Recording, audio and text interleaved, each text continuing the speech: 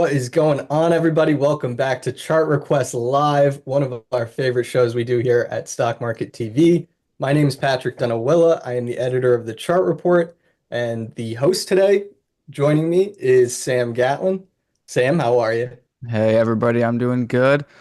I got a Peloton installed in my office on Monday, so Really? excuse my absence from the show, but it's been a good time with it. I'm a They big have to Peloton come and fan. install it. It's not just something you can like just bring home and No, no, you can't do that. Well, the thing is, they bring it to your house and install it for you, and then they make sure you get the credit card on file, and they can uh start charging you that subscription yeah, revenue, they can upsell you on all sorts of goodies. Yeah, yeah. Yeah. No, it's pretty slick. And it What do just you makes what me do you like the think stock so even far? more. What do you got to report? And bring up the It's a stock while you're great at it. bike.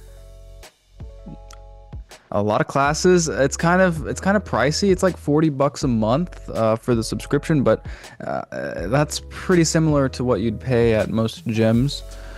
So I think of it that way. It's just a replacement to a gym membership. But no, it's been wonderful, and it makes me like the stock even more. There you go. Short interest still pretty high in that one. Let me pull it up. I believe so. I'm not sure why these bears hate it so much. So it's currently a $3 billion company with 15% short interest.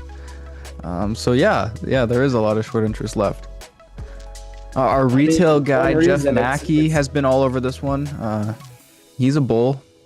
it's gotten crushed. I mean, it's understandable why it's been left for dead, but um, more lately, seen a nice little rebound along with a lot of those beaten up growth stocks.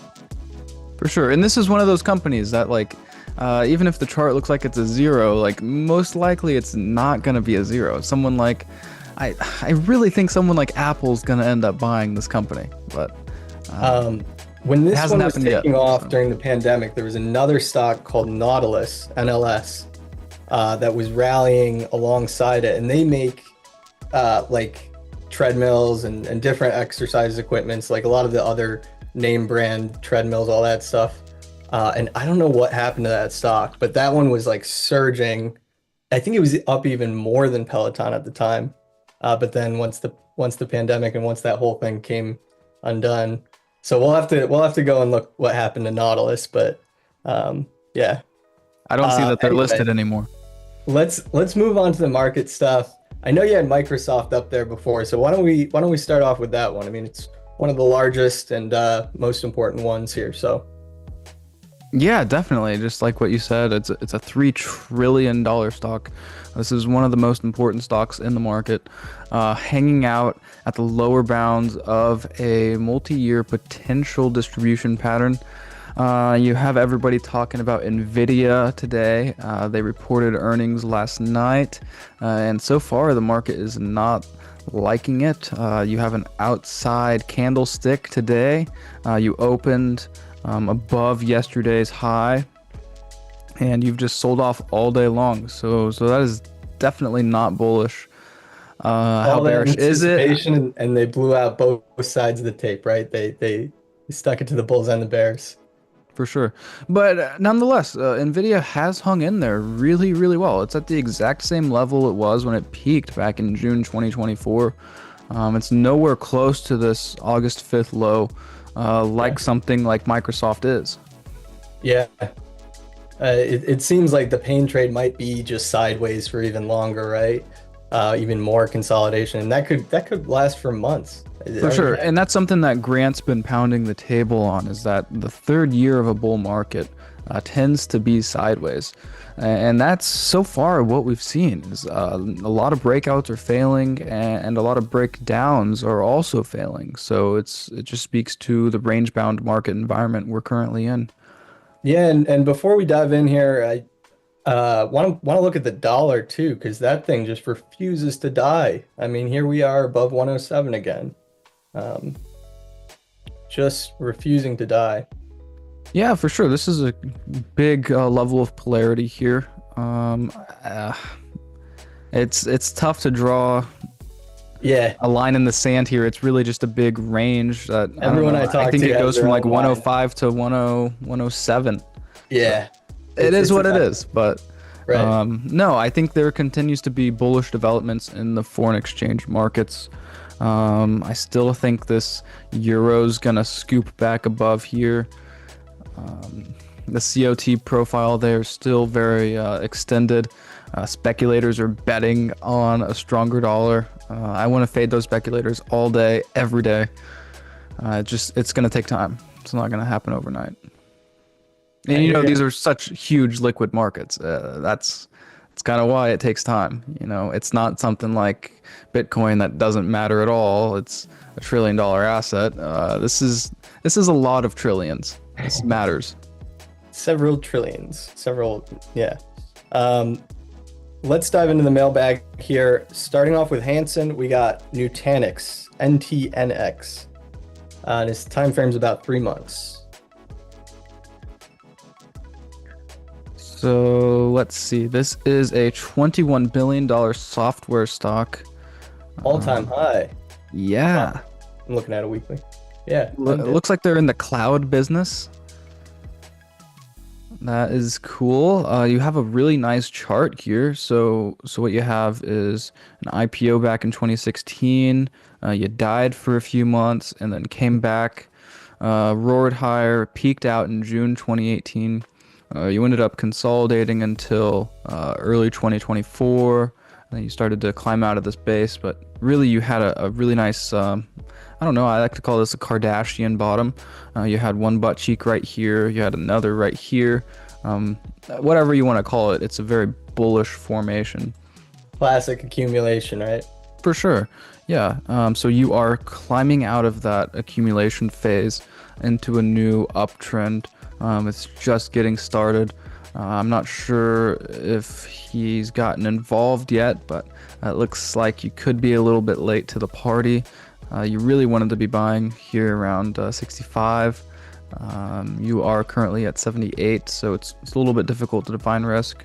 I suppose you could define your risk at this shelf of former highs from May 2024 and November and December of 2024. And that comes in right around $74. So you could be long right now with $4 of risk. And I think this one's ultimately going to 97, and if it gets to 97, I think it's going to 150. So I think this one has plenty of upside.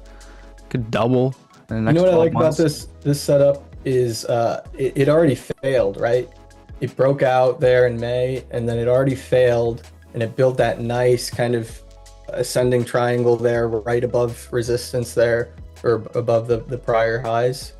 So the fact that it already failed, gives it a little less probability, I'd say, of failing again, right? For sure. No, you love to see it dance around at that breakout level for a little while. Let the baggies from the last cycle kind of distribute their stock before you start that new uptrend. Right. I mean, it's absorbing overhead supply. That's what's going on there, right? And Exactly. it's not always just a clean process of we clear it right out.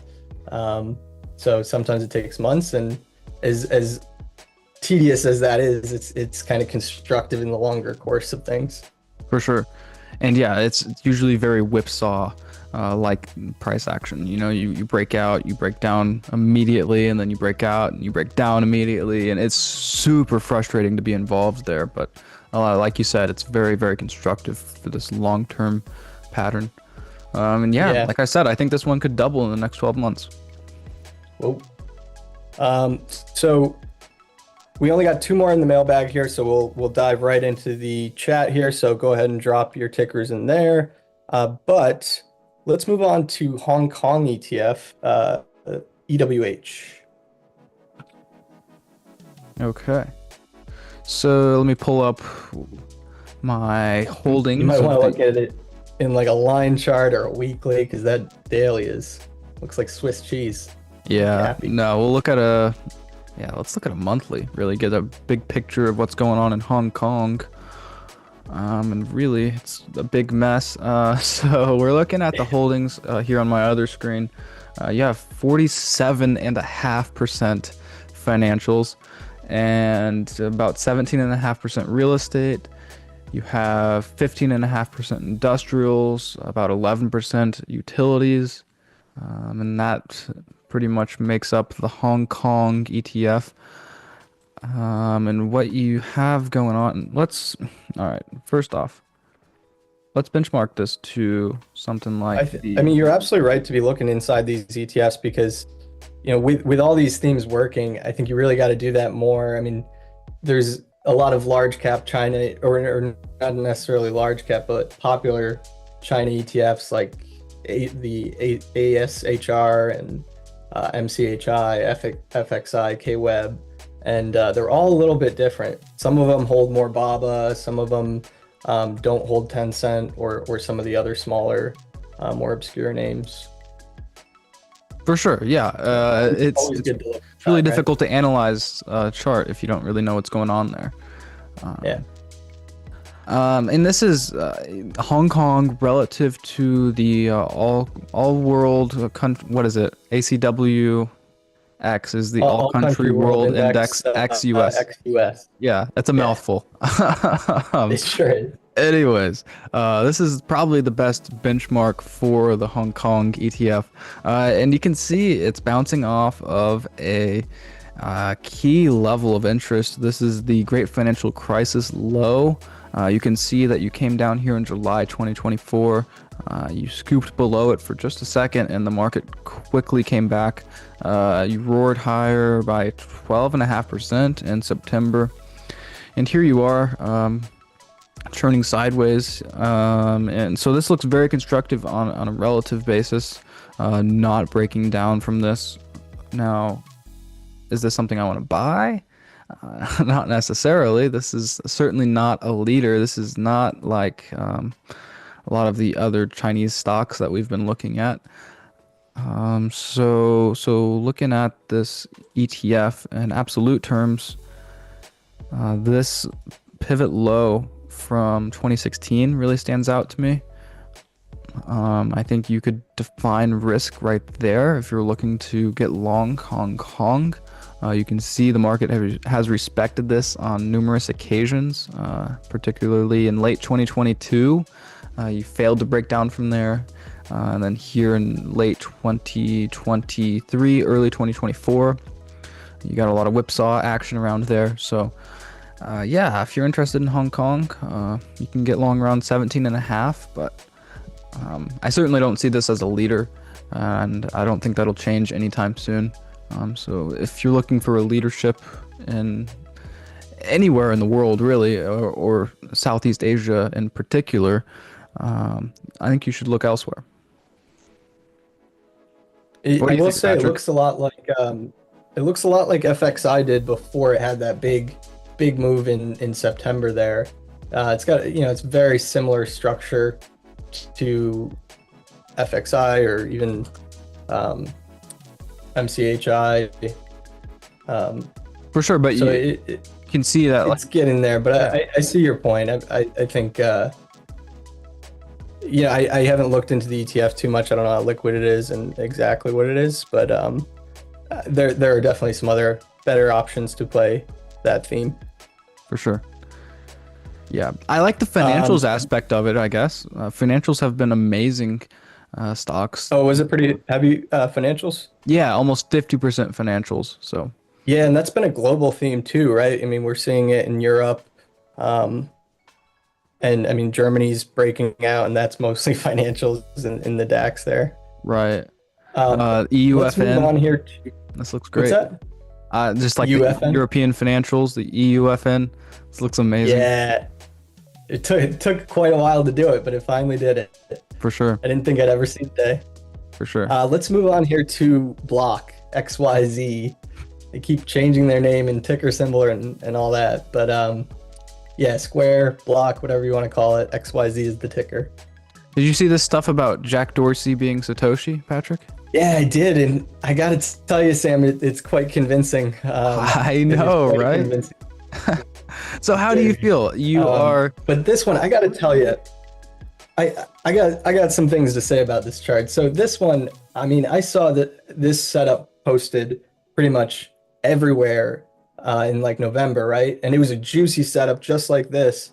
And then you zoom out further, and this could just be part of a gigantic Head and Shoulders. I don't think you can totally rule it out yet. I mean, basically just No. that right shoulder there. But Yeah, either no, way, I totally see it. that setup just did not work. And I was long, trust me. I got long, but it wasn't until I zoomed out and then I was like, oh shit, maybe something bigger is going on here. And I don't know. I'm sure people would argue with how I drew that, but the bottom line is it's not great. It's not a great place to be failing at. For sure, but you could look at something like Arc. Looks very similar. I guess you don't. Yeah, you do. Good. So you have that underlying uptrend. You have a mess here from 2018 to 2020. You get that uptrend, the True. breakout in 2020, and you have resolved this to the upside. Now it hasn't really gotten a ton of follow through. You're still kind of hanging out there, but this for now is still a valid breakout in the arc. Yeah. So I think of I like that it's XYZ very respecting much. that VWAP. Yeah, yeah. So I think I XYZ would is have liked very to see similar to Square do ARC. this. Yeah.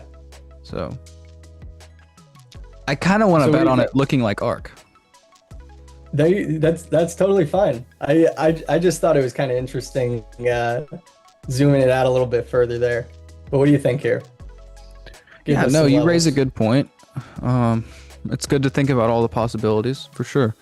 It is pretty discouraging to see this one continue to fail at the upper bounds of this base. I believe this reaction came after, yeah, an earnings report. They missed top and bottom line.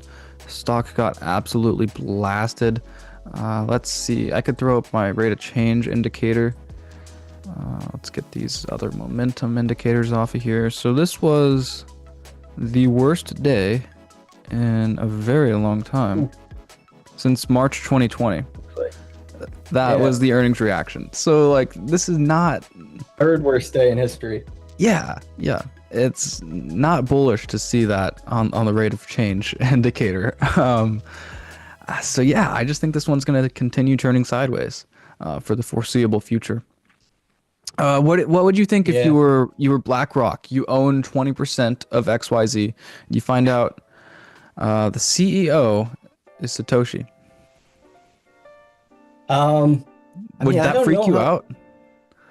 Wait, you're saying they own? I mean, at this I point, don't know. they I'm making own up a ton of number, but Bitcoin you're a too, large so- shareholder in this company, and you find out the CEO is Satoshi. I mean, that is pretty crazy, right? If true. If That true, is yes, pretty of course. This wild. is tinfoil And corner. also, isn't it rumored that Satoshi has supposedly like the biggest wallet of Bitcoin, basically, like the biggest supply of any He one has like wallet? 5%, so yeah, he'd be one of the wealthiest Oh. people in the world. And it's funny in the Coinbase filing for their IPO back a few years ago, you know, they have to list all the potential risks and stuff like that. And one of the risks they mentioned is like Satoshi being revealed.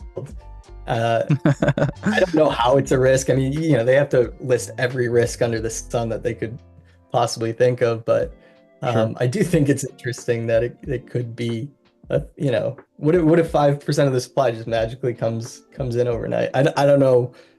I mean, Jack Dorsey doesn't need any more money, but you never know.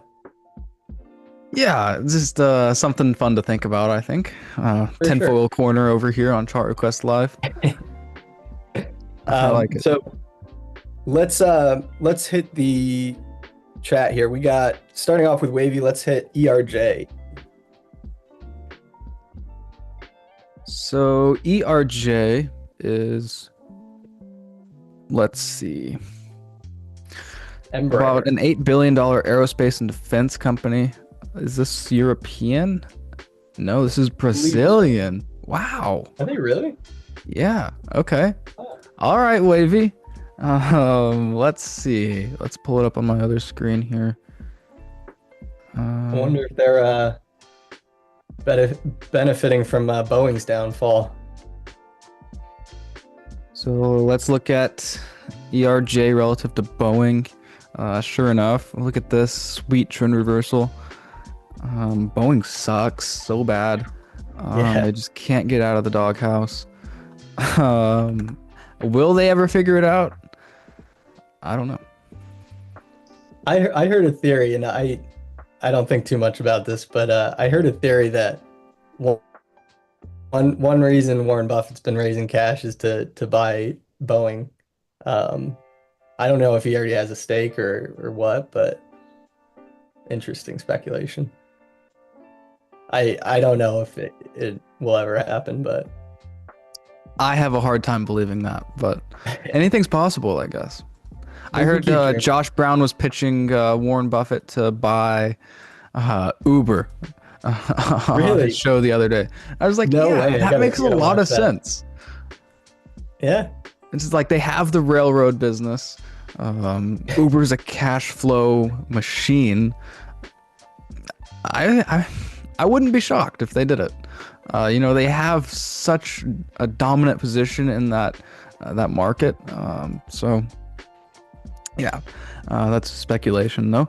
Let's talk about ERJ though, Patrick, because this is a very nice setup, and you see these aerospace and defense stocks working really across the world. It's pretty much just the U.S. that has been sucking. Shout out Boeing. Um, you saw Rolls-Royce report overnight. It was an amazing report. I'm not sure how much they're up right now, but I think the initial reaction was positive. So they're like the General Electric version, the European General Electric, let's say. They just make jet engines. I'm not sure what this company does. They also make planes. Do they make planes? They're not like making the engines or anything? Um, Yeah, it looks like they do a lot. So just everything to do with planes is ERJ. And they just Planes. reported earnings today as well. And you can see that reaction has been fabulously positive. You're up about 10.5%. So let's do a little rate of change analysis here. This actually isn't very impressive. Wow, this stock can really move. It had its best day in a long time on February 12th. It looks like no, maybe that's February 5th. So this one definitely has some good upside momentum going for it. I think you can define your risk at the shelf of former highs from really its first IPO pop back in 2001. So that comes in right around $41, or you could really just use a nice round number and call it 40. So if this one's above 40, path of least resistance is higher towards this first Fibonacci extension level, which is $63. And you also have this little shelf of bag holders from the Great Financial Crisis. So they could be a problem in the short term, but you will get confirmation there above 52.5, and that could be a new level to define your risk against. So if you bought this breakout at $40, your first target is $52. You can wedge your stop there, and then target 62 from there, and then 100 after that. This looks great though. Wavy's always bringing these big bases, and this is giant long-term bases. Yeah, this is really nice. And a lot of foreign stuff too. For sure. And I love to see how it's resolving after an earnings report. You have this move confirmed by the fundamentals. I love that. Yeah. We got a couple people asking about OKLO. Let's take a look at that one. Sure. So this is, I believe, Sam Altman's stock. This is an AI utility, about $4 billion right now. It was red hot, and then the last 2 weeks it's corrected pretty significantly. depending on So where you draw it, could be 50%. Yeah. So you had a SPAC here back in 2024.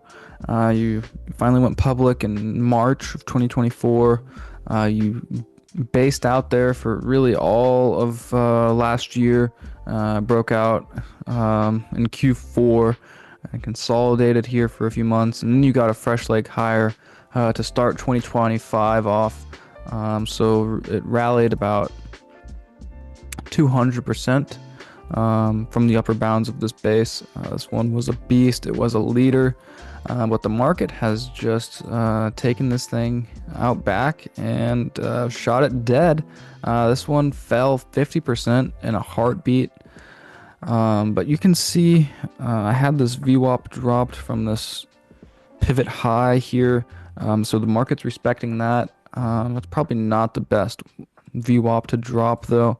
I think this makes a Sam, little bit more sense. the fibs look a little cleaner in the if you use the closing prices there. Mm. It seems like that's been market's kind of been responding to that extension a little bit better. Like today, it just opened right there at the 2618 and then just got slammed down. You're talking about like this? Yeah, basically, yeah, just on using the closes. Sure. Yeah, no, it really respected it right here too. Just pinged back and forth for months.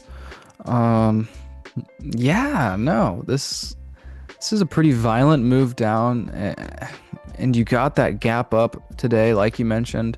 The sellers immediately faded it. This is pretty bearish action to me. I see no reason to buy this dip. I don't think this one's getting oversold yet, but we can check. Gross. My RSI is messed up. No oversold on the daily.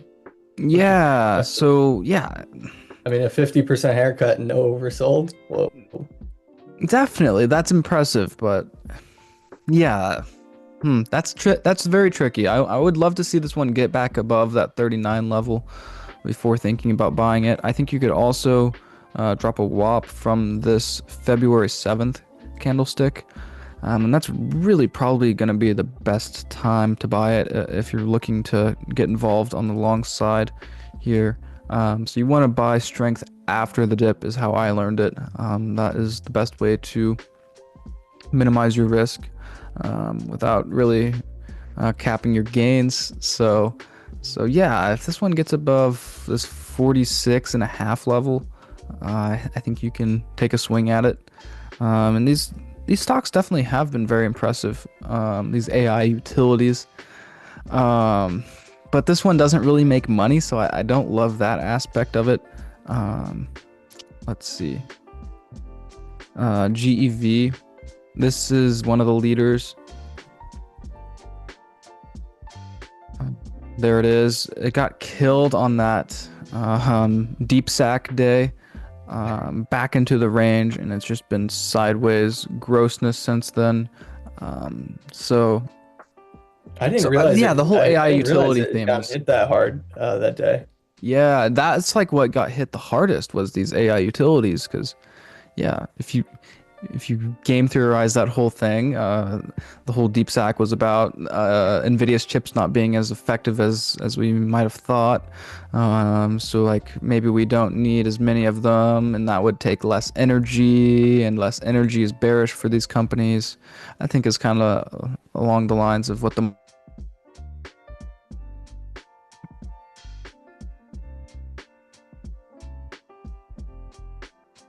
mud like it is currently, and I see no reason to touch Oklo. Yeah, that whole theme seems like it's kind of taking a hit, Sure. like you said there, with the AI utilities and the quantum computing. But let's move on. We got a couple questions about Fubo. Let's do that one. So who was it? This was a news driven rally right here. Fubo rallied 250% on the heels. It was like right. I remember that. It was like Disney or someone, right? Yeah, it was a big company, but somebody's I'll look into it. Yeah. Somebody's thinking about acquiring FuboTV. So that makes me want to stay away from it because this one could drop 50% overnight like it rallied um, back here. You know, this one could just tomorrow open up down here at a buck 40. You know, I'm not saying that's going to happen, but like that's the kind of risk you're assuming with a vehicle like this. So it's not really for me. But I do see a pretty sweet setup shaping up here. You have a nice consolidation here. You have a lower bound at $3.50. The buyers keep stepping up there. So I think it's innocent until proven guilty. And then you have this downward sloping resistance line that's capped rallies in January and February. It's probably going to cap rallies again in March, or it's going to break out. So I think that is the line in the sand to watch. You could also drop a WAP from this high, which would get you in right around this pivot high from early February, about 4.5. That's a pretty clean level, and you could end up selling this at $6.50. So that could be, you know, it could be a 30, you'd be a little maybe late to the 40% party, move in a day. but you get that extra layer of confirmation, right? For sure, for sure. This is definitely a trading vehicle. You want to be very short term with this, in my opinion, because like if this does close above this VWAP, like I imagine this is gonna be at 6.5 the next day. Like this is gonna really move whenever it does. But yeah, that's not today. The news was last month. Walt Disney and Fubo said they would form a new platform by combining Disney, Hulu, live TV with sports-focused Fubo. The latter's shares spiked 250% on Monday, so that was January 6th or 7th. Yeah. Wow. Anyway, let's move on to Oscar here. We got a couple questions about Oscar and then CrowdStrike after that. Cool. So this is Oscar Health here. This is, I believe they're primarily involved in the Medicare Advantage programs. They also have Jared Kushner. His brother was one of the founding members of this company. So that's kind of a fun fact. But no, you have a really nice setup here. This one has been a leader in the healthcare space for some time now. And you can see that it's just bouncing back and forth between these two retracement levels. The sellers keep showing up at the 61.8 retracement of this prior drawdown, and then the buyers keep showing up at the 38.2 retracement of the prior drawdown, and sure enough, you are right there, like to the very penny. So this one is super actionable. You could buy the lower bounds of this, betting on it, continuing higher to the upper bounds of this range. Now, does it break out? That's another question, and I don't know. I think the market needs to prove it. This is a range-bound market until proven otherwise. So I would be looking to take gains up here at around 24 or 23.75. But yeah, I was looking at this one when it was breaking out of this base back in early 2024, because this was one of the best bases in the entire market. It was like do you believe in the whole complex inverted head and shoulders, Patrick? Oh yeah. We got involved in the space breakout last year. And I remember you and I were looking at this one a couple weeks ago before the show, and we were looking at it when it was testing that 13 level, and it just kind of punched through, and then I think it gapped higher the next day. And I mean, it has formed that like head and shoulders top kind of, or whatever you want to call it. It's, rounding pattern right there between those two key fibs. So at this point, I'd say the only levels that you got to pay attention to, I mean, it has to hold above 13. It looks good above that 15 fib you got there. I think you could play from 15 to 23 there. And then maybe even beyond, because if it does get to that 23, chances are it's probably going to go all the way. That's how I'm thinking about it. But And it's an like for me, interesting one. you gotta take the context of it too, Patrick. Like this Yeah. isn't a this consolidation is in the Ooh, I context like those VWAPs. Yeah. That's I mean, that's the VWAP pinch right there, textbook right out of Brian's book. for sure. Um, and when this one was coming out of the base last year, short interest was really high. I think it was like 20 something percent, or at It's least in the still teens. 12.5%. So short sellers still don't like this one. Yeah. Interesting one for sure. Definitely one to keep on your radar. For sure. I Let's think this one's eventually going to resolve higher, but yeah, it's just I would a matter of honestly, time. like I was saying, if it's above 13 and even better if it's above 15, I think you got to air bullish. But For sure. let's move on to CrowdStrike. So CrowdStrike, is this the largest cybersecurity stock? I think was this the one? This is the one that had the like Yeah, cyber it had that attack incident. this summer. Yeah. Yeah, yeah. So I All see like the Palo planes got Alto messed up. Networks is 126 billion. This is 97 billion. So Okay. one of the largest in the cybersecurity. And then Hack is the ETF, right? Yeah. Yeah. I know there's a couple of them. So let's look at CrowdStrike relative to Hack. Here it is, close to new all-time highs. And let's look at it relative to the S&P as well. It's an even better setup when you look at it like that, even closer to all-time highs. And since it's all-time low back during the COVID crash, this one has rallied closer to 400%. So this one has had a lot of alpha.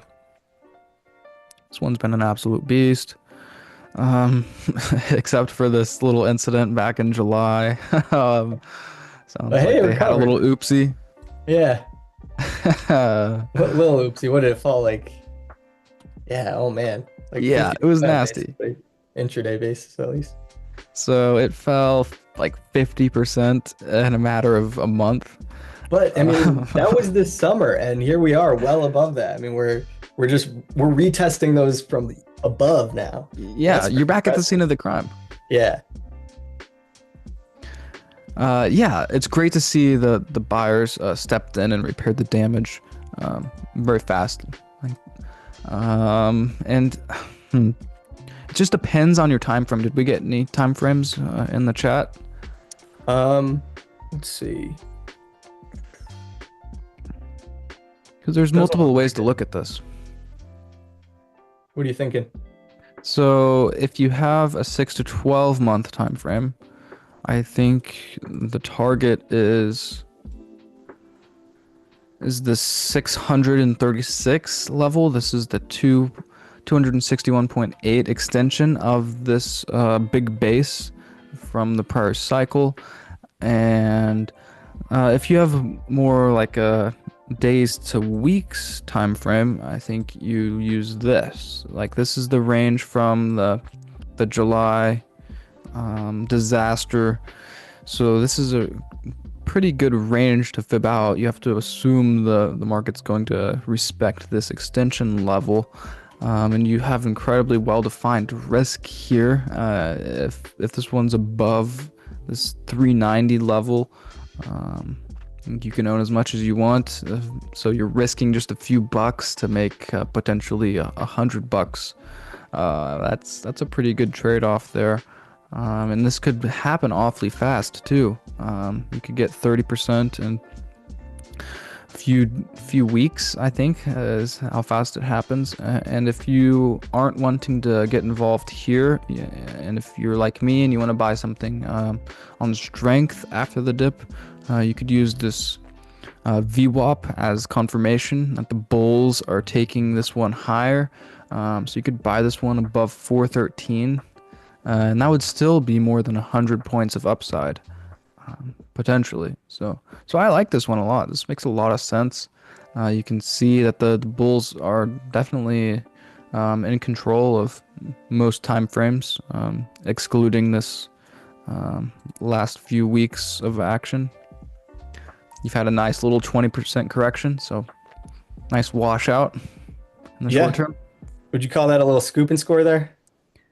Yeah, it's a little cute, but yeah, I think that's what's going on here. Is it broke out? The bears quickly took control of that short-term trend, tried to fail to break out, but it looks like they're failing. So yeah, Um, it is a scoop and score. we got a couple left here, or we gotta wrap it up here, but let's look at Tesla. A lot of eyes on that one, and we'll finish up with WGS. Sweetness. So Tesla, yeah, this is a really sweet chart. We've talked about on here numerous times, Patrick, on how this one just consolidates in a really gross range for a very extended period of time, and then it just moons for a year. It didn't just do that back in 2020, 2021, but it also did it back here. This is 2013 to 2014. It had a massive uptrend, and it resolved this gross range from 2011, 2012. And then here you are, trying to get out of this gross range. It's just been a complete mess. This is not something you want to be involved in. Range-bound markets are like the technician's worst enemy. It's just all opportunity cost. You want to be in something that's trending, and this one has been like the definition of a trendless market for quite some time now. However, you did get early indications of this range resolving in late December. You closed at a new all-time high, and the bears quickly stepped in and kicked this one back down into the range. So really, I think the level to watch is this 300 to 270. It's a big range, but it is what it is. If it's above there, I think you give the bulls the benefit of the doubt. This was just a little false start, and they're gonna scoop this one back up and finish the job and make this one go to new all-time highs. That wouldn't surprise me at all. So if that is the case, I think you want to target this first Fibonacci extension from this nasty drawdown from 2021 to 2023.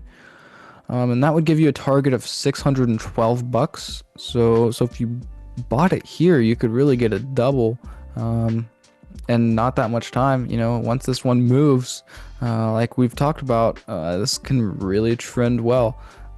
So yeah, I like it a lot. I think this ultimately ends up close to $1,000. Hopefully they're splitting their stock by then, but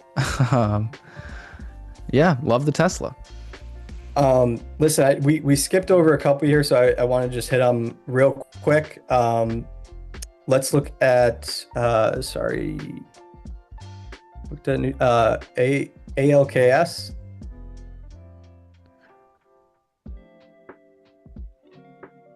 Let's see.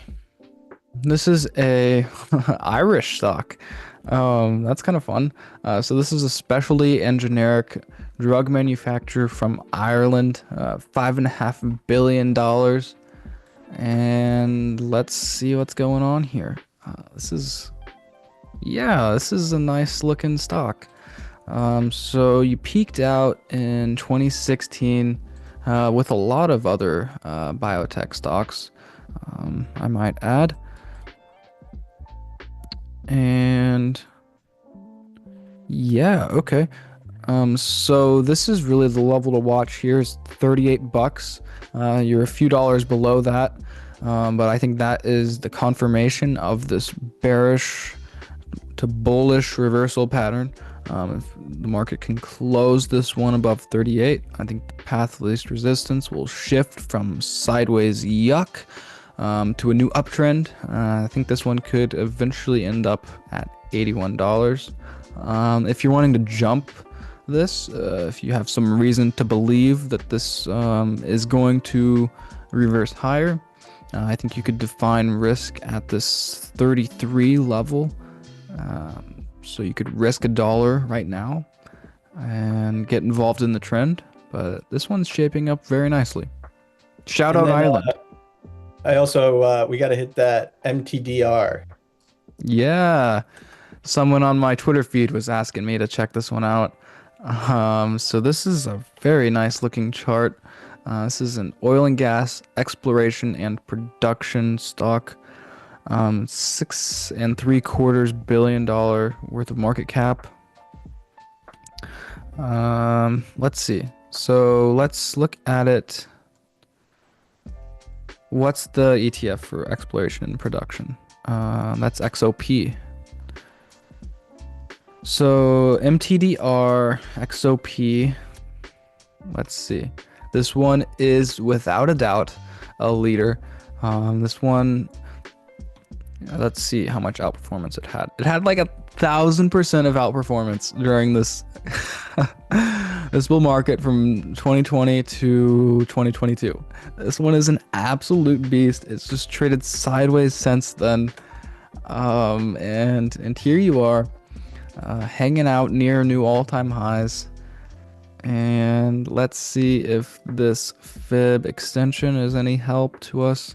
Yeah, that's just kind of defining the middle of this range. You can see the market's just whipsawing back and forth around this Fibonacci extension level.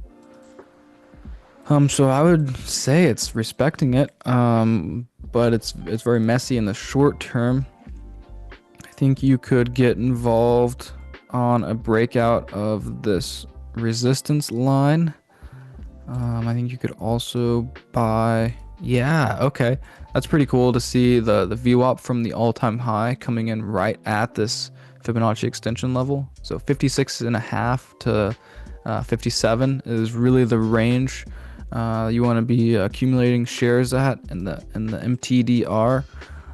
But this is shaping up very nicely, and if you are an energy bull, this one could treat you very well in the coming months to quarters. Good one to bet on if energy ever gets its act together, huh? Seriously, yeah, this is at the top of my list. I like it. So I know we didn't get to a few of these on here, but we'll do our best to get to them Monday. So be sure to come back. And as always, thank you guys for joining and dropping your tickers. Sam? Any, We gotta. What was your favorite chart, Patrick? ooh, man. There were a lot of them on there. Um, You gotta pick one. I'd say the most interesting. I think the Oscar one's at an interesting spot. Yeah, And like I said, I'd air bullish at this point as long as it's above that bib there at that 15. for sure. If you get another chance to buy it at these VWAPs, that's where I would back the truck up. I really liked this one from Mr. Wavy, always bringing the heat. This massive base breakout in the aerospace and defense stock from Brazil. You've seen these European aerospace and defense stocks pop off, but how about Brazilian aerospace and defense? Yeah, Making right. moves. It fits with that Latin America theme we're seeing, right? Yeah, it does. It sure does. I like this a lot. Thanks for bringing this along, Wavy. And thank you, everybody, for being here. This was a blast. We'll see you again on Monday. Later.